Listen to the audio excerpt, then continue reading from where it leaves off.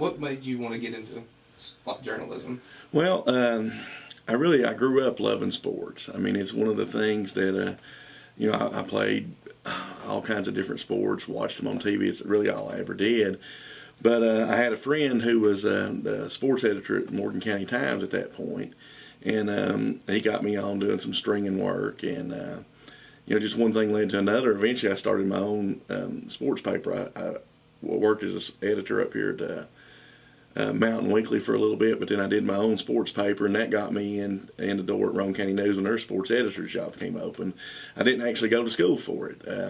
I went to school. It seems like I went to school for about 15 different things, but the sports writing is what I really liked. So once I got into Roane County, it was just an ideal job for me. It was one of those deals. Of course, they had 5 high schools you had to cover and 5 middle schools. So that makes it tough, because sometimes you can only be in one place at a time. But as far as getting into it, it's really just the love of sports. It wasn't that I grew up even thinking about sports journalism or journalism in particular. I just sort of got, I guess, led that way. So is your favorite part of the job just the sports, the atmosphere of sports? Yeah, I like.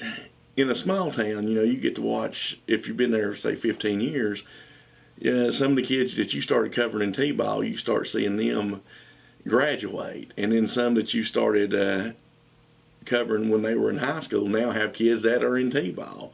And then, of course, being from Oakdale, which is right next to Roane County, some of those kids, or some of the parents that I grew up with had the kids when I started with. So there's some that I'm in third generations with. So as far as on the local aspect, I enjoy the stories, the family connections, the stories of watching those kids grow up, the way the communities interact. Sometimes communities don't get along, but most of the time they do, and most of the time, especially in smaller counties, you have relatives on each team playing each other and things like that. So I just like the family aspect of it, not necessarily looking for any hard-hitting news out of it. I just love the stories that go along with the games. Yeah.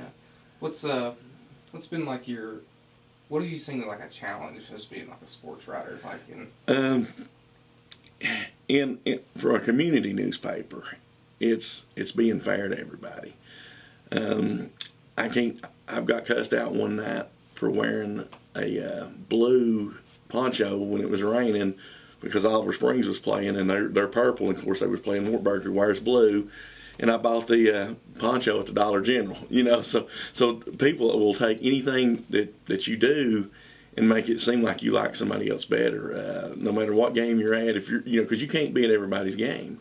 So that, if you go to 2 games out of 5, well, 3 times you're not there, and they know you're somewhere else, and people always think you like somebody better. But my thing was just trying to be fair as the best you could be. And if I go to sleep at night knowing that I've treated everybody fair, I felt good about it.